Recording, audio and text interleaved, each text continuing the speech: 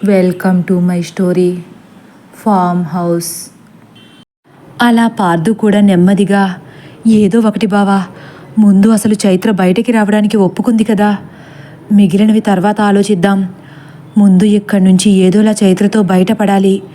ఆ తర్వాత ఏదో ఒకటి చేసి ఆ బొమ్మని వదిలించుకుందాం అంటాడు పార్దు. సరే పార్దు అంటాడు మురారి కూడా. ఇద్దరూ చైత్రను తీసుకుని కిందకు వచ్చేస్తారు. చైత్ర అడిగిన వెంటనే కాదనకుండా ఈ ఇంటి నుండి బయటపడే అవకాశం కల్పించేసరికి బయట పడకపోయినా లోపల చాలా సంతోషంగా ఉన్నారందరూ. లక్ష్మి, చందు, శారదల ఆనందమైతే చెప్పక్కర్లేదు. ఆ సంతోషంతోనే మీనాక్షి అవసరమైన వస్తువులు గబగబా బ్యాగ్లో సర్దేస్తూ, అమ్మయ్యా, నా మనసు ఇప్పుడు కుదుటపడింది మాధురి, ఈ కొంపలోంచి బయటపడుతున్నాం, అది చాలు. మీనాక్షి కళ్ళలో సంబరాన్ని చూసిన మాధురి మాత్రం ముభావంగా తన అత్యవసర వస్తువులు తన బ్యాగ్లో సర్దుకుంటూ, నీకు సంతోషంగా ఉందేమోనమ్మా, నాకు మాత్రం చాలా బాధగా ఉంది నిర్జీవంగా మాట్లాడుతుంది. బాధెందుకే, ఇప్పటి వరకు ఎలా బయటపడాలో తెలియక గింజుకున్నాం. ఆ అవకాశం ఎంత సులువుగా దొరికితే బాధపడడం ఎందుకు? అదే అత్తయ్య, వదిన ఎంతో ముచ్చటపడి కొనుక్కున్న ఇల్లు కదా, వాళ్ళ కష్టమంతా ఈ ఇంటి మీదే పెట్టారు కదా. అటువంటి ఇంట్లో దెయ్యాలు ఉన్నాయని తెలిసినప్పటి నుంచి అన్నయ్య వదినలకు గుండెల్లో ఎవరో గుణపాలతో గుచ్చినట్లు ఉందంట. నాతో చెప్పి బాధపడుతున్నారు అంటుంది త్రిపుర కూడా కాస్త నీరసంగా. పోతే పోయాయి ఎదవ డబ్బులు, ప్రాణమంటూ ఉంటే ఇటువంటి ఇల్లు ఇంకొకటి కొనుక్కోవచ్చు, లేకపోయినా పర్లేదు, ఉన్న ఇల్లులు చాలు. అయినా మీకేం తక్కువని మాధురి అంత బాధపడిపోవడానికి? మేము సంపాదించిందంతా మీకే కదా, మీకు నచ్చిన ఇంట్లో ఉండండి, అంతేగాని ఈ ఇంటి గురించి మాత్రం బెంగ పెట్టుకోవద్దు కరాఖండిగా చెప్పేస్తుంది శారద. లేవని కాదత్తయ్య, చాలా కష్టపడి కూడబెట్టిన డబ్బు కదా, కాస్త బాధగా ఉంది. ఇంకా నిస్సత్తువ పోలేదు మాధురిలో. ఊరుకో మాధురి, నువ్వేం మాట్లాడుతున్నావో నీకైనా అర్థమవుతుందా? కావాలంటే ఆ డబ్బులు నీ తమ్ముడు ఇచ్చేస్తాడులే, నువ్వు ఇప్పుడు బెంగ పెట్టుకోవాల్సిన అవసరమేమీ లేదు. మీనాక్షి కూడా కటువుగానే మాట్లాడుతుంది. అబ్బా, నా బాధ డబ్బుల గురించి కాదమ్మా, విసుక్కుంటుంది మాధురి కూడా. అవునత్తయ్య, డబ్బు పోయిందన్న బాధ కన్నా కూడా వదిన బాధపడేది ఎందుకంటే వాళ్ళు పడిన కష్టమంతా ఈ ఇంటి మీద పెంచుకున్న మమకారం ఒక్కసారే బూడిదలో పోసిన పన్నీర్ అయిపోయిందని. ఆ నిజానికి అందరూ ఢీలా పడిపోయారు. అవును త్రిపుర, కాదని ఎవరంటున్నారు? కానీ ఇప్పుడు మనం దాని గురించి ఆలోచించే పరిస్థితుల్లో లేము. దానికి చాలా భిన్నంగా ఉన్న సమస్యల్లో చిక్కుకున్నాము.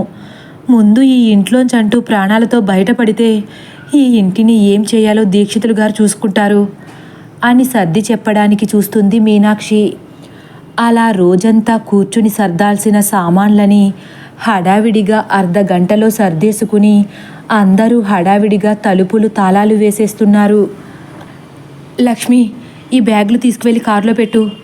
లక్ష్మి చేతికి బ్యాగ్ ఇస్తుంది మీనాక్షి.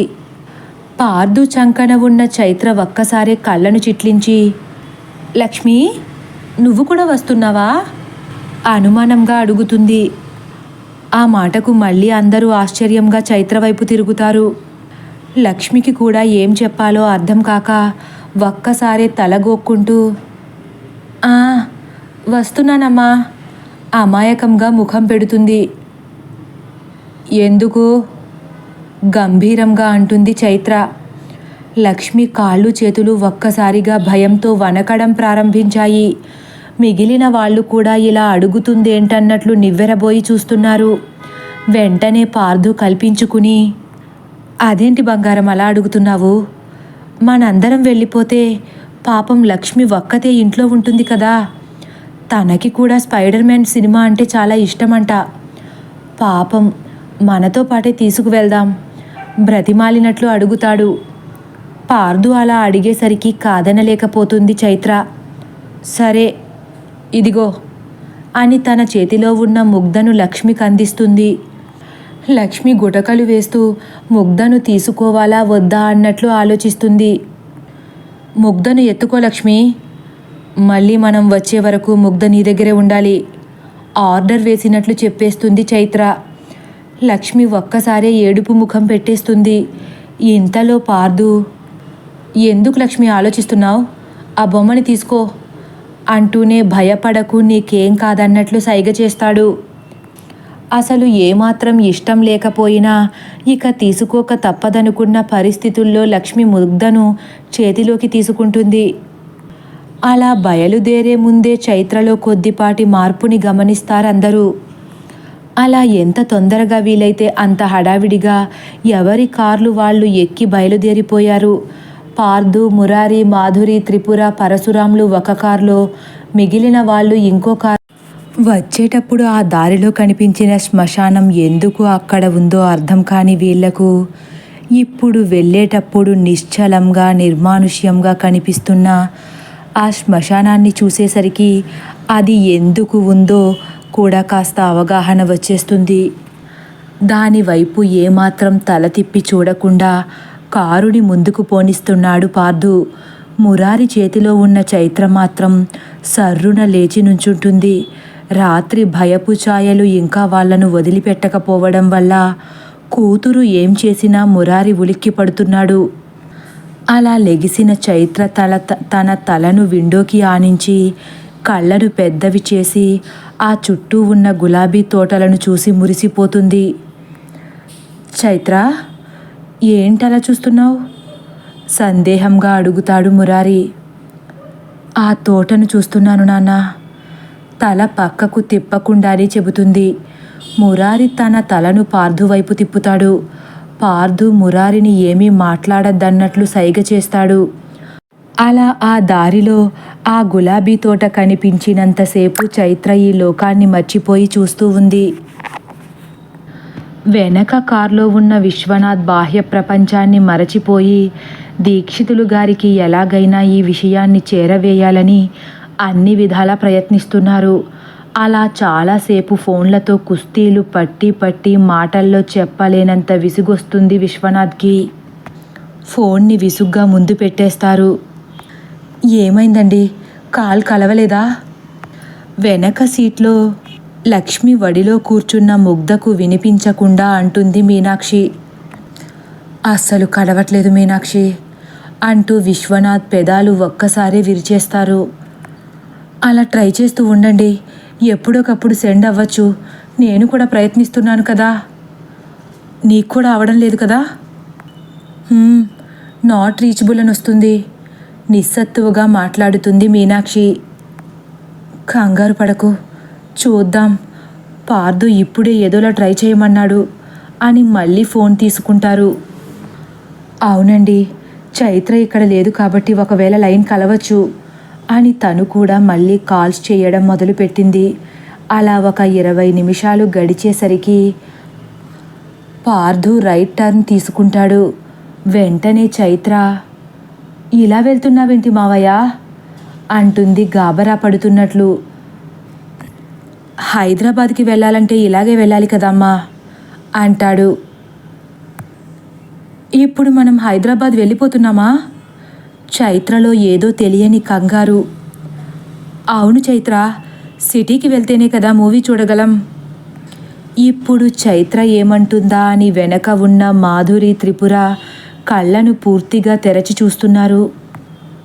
మళ్ళీ మన ఫామ్ హౌస్కి ఎప్పుడు తీసుకువెళ్తావు నన్ను? చైత్రలో ఏదో భయం తొంగి చూస్తుంది. పార్దుకి ఏం చెప్పాలో అర్థం కావట్లేదు. ఇక ఎప్పటికీ తిరిగి వెళ్ళమని చెబితే ఎక్కడ చైత్ర మళ్ళీ ఆగిపోతుందోననే భయంతో చైత్ర వైపు ఏమాత్రం చూడకుండా సినిమా అయిపోయిన వెంటనే వెళ్ళిపోదాం అని నెమ్మదిగా నసుగుతాడు. చైత్ర కాసేపు అలానే పార్దు వైపు చూస్తూ ఉండిపోతుంది. మధ్యలో ఎక్కడా తినడానికి కూడా విరామం తీసుకోకుండా వాళ్ళ ప్రయాణం సాగిపోతుంది. సమయం సాయంత్రం 6 గంటలు దాటి 10 నిమిషాలైంది. మాధురికి మీనాక్షి కాల్ చేస్తుంది. అమ్మ ఫోన్ చేస్తుంది పార్దు అంటూ ఫోన్ లిఫ్ట్ చేస్తుంది. హలో అమ్మా, పనైందా? ఆతురతగా అడుగుతుంది మాధురి. మాధురి, పైకేమీ మాట్లాడకు, చైత్రకు అనుమానం రానివ్వద్దు, నేను చెప్పేది వినంతే. మా ఫోన్స్ నుంచి ఎటువంటి కాల్స్ వెళ్ళట్లేదు. నాకెందుకో మనం ఇంకా ఆ ఇందువదన గుప్పెట్లోనే ఉన్నామనిపిస్తుంది అంటుంది మీనాక్షి. మాధురి కళ్ళు తేలేసి త్రిపుర వైపు చూస్తూ పని కాలేదన్నట్లు పెదవి విరుస్తుంది. మాధురి, వింటున్నావా అంటుంది మీనాక్షి నెమ్మదిగా. ఆ, చెప్పమ్మా. ముందు ఆంజనేయ స్వామి గుడి వస్తుంది, అక్కడ ఆగండి, పార్దుతో చెప్పు అంటుంది మీనాక్షి. ఎందుకు? మాధురి కూడా నెమ్మదిగా అడుగుతుంది. త్రిపుర పరశురాములు మాధురి వైపు ఉత్కంఠగా చూస్తున్నారు. అప్పుడప్పుడే వెలుగుపోయి చీకటి రాక మొదలైంది. వీళ్లలో ఉన్న ధైర్యం అనే కోట ఆ చీకటి రాకను చూసి కంపిస్తుంది. ఒక పక్క ముందు కారులో వెళుతున్న వాళ్ళ మనసులలో చీకటి సృష్టించిన భయం దాగున్నప్పటికీ, ఇంకో పక్క ఎలాగైతే కొన్ని నిమిషాల్లో ఇంటికి చేరిపోతున్నామన్న సంతోషం. కానీ వెనక ఉన్న ఎవరిలోనూ ఆ సంతోషం కించిత్తు కూడా కనపడట్లేదు. ఇంతలో మీనాక్షి మళ్ళీ, ఎందుకో తర్వాత చెప్తాను, చైత్రకు అనుమానం రాకుండా పార్థుని ఆ గుడి ముందు కారు ఆపమని చెప్పు. సరే అమ్మా అని ఫోన్ పెట్టేయగానే, ఏమంటుందక్క అమ్మ అంటాడు పార్థు. నీ వాట్సాప్కి మెసేజ్ చేస్తాను చూడు పార్థు అంటుంది మాధురి. మెసేజా అని అనుమానంగా అనుకుంటూ, బావా అని సందేహాత్మకంగా మురారి వైపు చూస్తాడు. మురారి వెంటనే ముందున్న పార్థు మొబైల్ తీసుకుని మాధురి ఏం పంపిందో చూస్తాడు. తను చదివిన వెంటనే పార్థుకి చూపిస్తాడు. పార్థు కూడా ఆ మెసేజ్ చూసి సరేనన్నట్లు తల ఊపుతాడు. అమ్మ బాగా ఆలోచించే నిర్ణయం తీసుకుంటుందనుకుని ఆ గుడి దగ్గర కారు ఆపడానికి సిద్ధపడతాడు. 2 నిమిషాలు ప్రయాణించేసరికి ఆ గుడి వచ్చేసింది.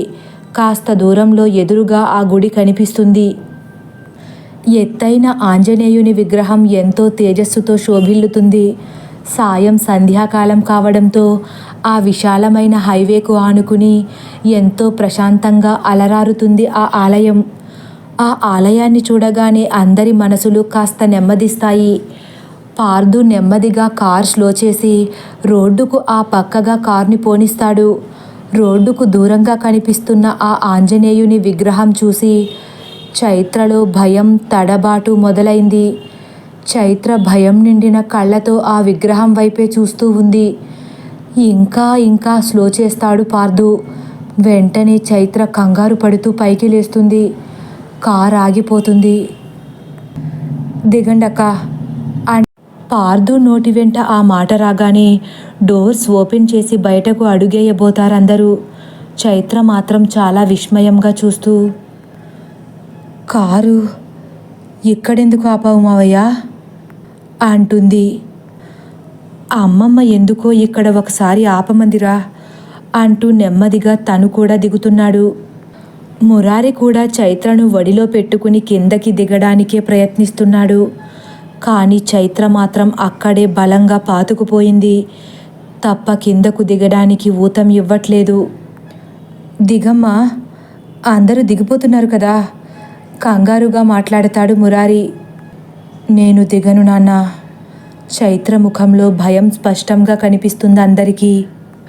పరశురాం మురారి దగ్గరకు వచ్చి, చైత్ర రారా, నానమ్మ వాళ్ళు వచ్చే వరకు ఇక్కడ ఉందాం లాలించినట్లు చెప్పి చైత్రను కారులోంచి బయటకు లాగడానికి ప్రయత్నిస్తున్నారు. తదుపరి భాగం కోసం వేచి ఉండండి. ఒకవేళ నా కథ కానీ మీకు నచ్చినట్లయితే లైక్ చేసి సబ్స్క్రైబ్ చేయడం మర్చిపోకండి. Thank you for watching.